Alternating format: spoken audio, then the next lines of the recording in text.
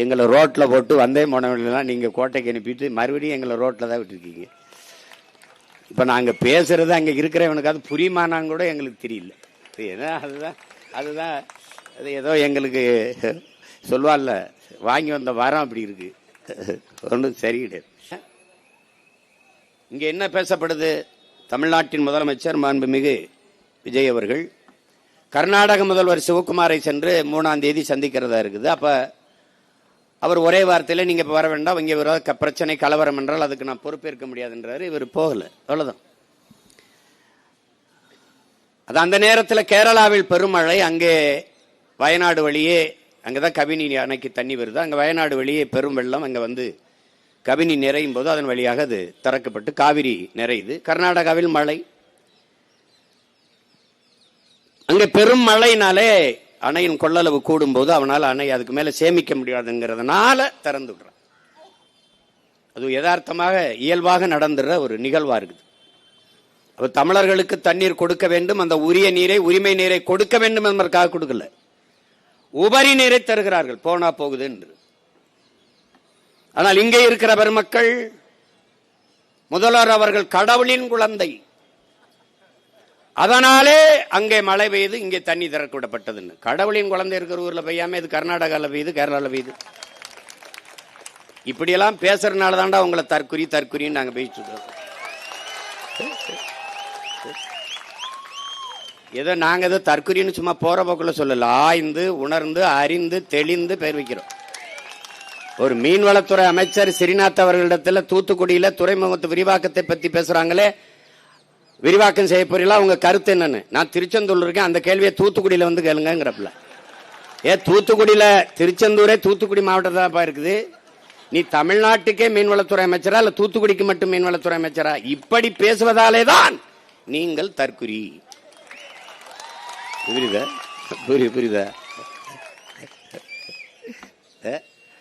நிதி அமைச்சர் நிதிநிலை அறிக்கை படிக்கிறாரு, 7500 7550, அது தெரியல, அது 7500 7050 சொல்ல வரல அவருக்கு. 7500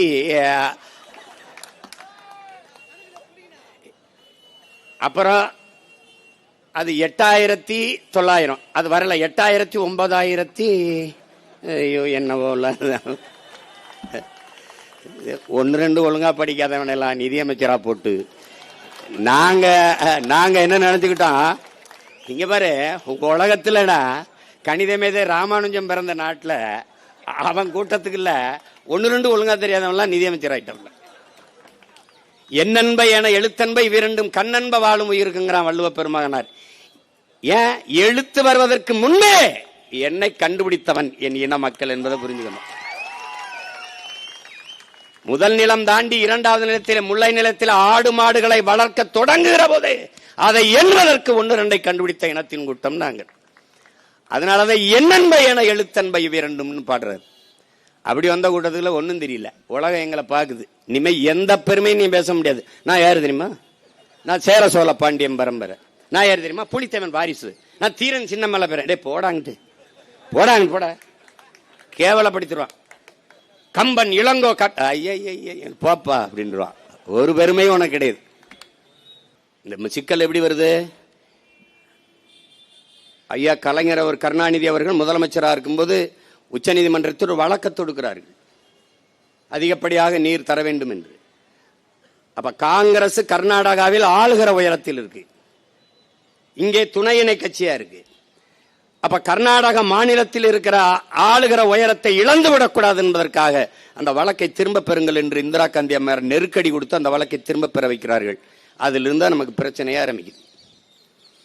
முதலாக காவிரி நதி நீரே துரோகம் செய்த கட்சி நமக்கு காங்கிரஸ். அது இன்று வரை தொடர்கிறது. ஏன் இதை உங்களுக்கு சொல்றேன்? மான தமிழச்சி மார்ல பால் குடிச்ச ஒவ்வொரு மகனுக்கும் இந்த நினைவில் இருக்கணும், இது நினைவில் இருக்கணும். இவன் எவ்வளவு தூரம் நம்ம இனத்தின் வரலாற்று பகைவன் என்பதை நீங்க கவனத்தில் வச்சுக்கணும். காவிரி நதிநீர் பறிச்சதவன், இன்று தர மறுப்பவனும் அவன் தான். இதுல பாரதிய ஜனதா காங்கிரஸ் வெவ்வேறு அல்ல, கட்சியின் பேரு வேற வேற, கொடி வேற வேற, கொள்கை ஒன்றுதான். கொள்கை ஒன்றுதான். இந்திய இறையாண்மை, தேசிய ஒருமைப்பாடு எல்லாம் பேசலாம். கர்நாடகா என்று வந்தால் பாரதிய ஜனதா கர்நாடக கட்சி, காங்கிரஸ் கர்நாடக கட்சி, இந்திய கட்சி கிடையாது. வேண்டுமானால் தமிழ்நாட்டின் முதலமைச்சர் மாண்புமிகு விஜய் அவர்களை போய் காங்கிரஸ் கட்சியின் தலைவர் ஐயா மல்லிகார்ஜுன கார்கே அவர்களிடம் பேச சொல்லுங்கள். காவிரி நதிநீர் உரிமை, மேகதாட்டு அணை சிக்கல் பேசினால் அப்போது தெரியும் அவர் இந்தியராக பேசுகிறாரா அல்லது திராவிடராக பேசுகிறாரா அல்லது கன்னடராக பேசுகிறாரா தெரிந்துவிடும். பேசி பாருங்கள். அந்தந்த நிலம் என்று வந்தால் அவன் அந்த மண்ணுக்கு மக்களுக்கும் நிற்பான். கேரளாவில் காங்கிரஸ் அப்படித்தான், கேரளாவில் கம்யூனிஸ்டும் அப்படித்தான். இப்போது கேரளாவை காங்கிரஸ் ஆளுகிறது.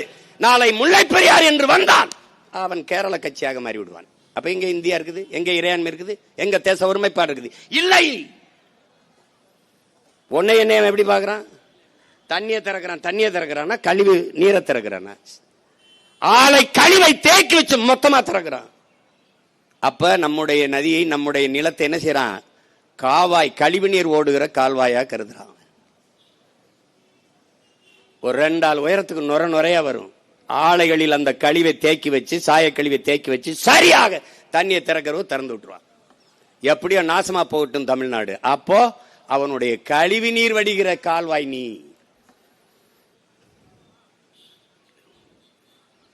உன்னுடைய மலையை வெட்டி எடுத்துட்டு போறான். கேரளாவில் மலை இருக்கா இல்லையா? இருக்கு.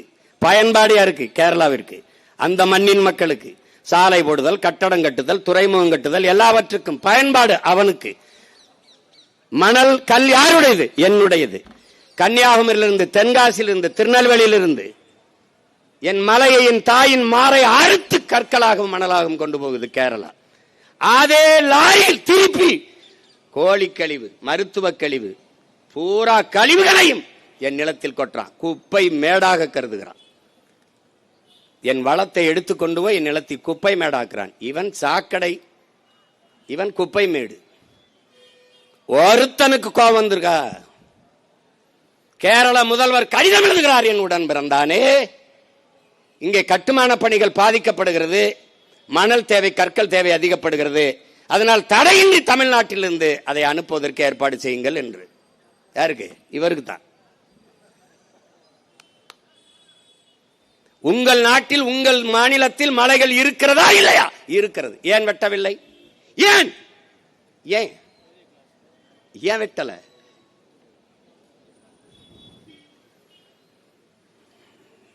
இந்த கேள்வி எழாத வரை இந்த இனம் எழாது வாழாது. அதை நீ கவனத்தில் வச்சுக்கிட்டு சிந்திக்கணும்.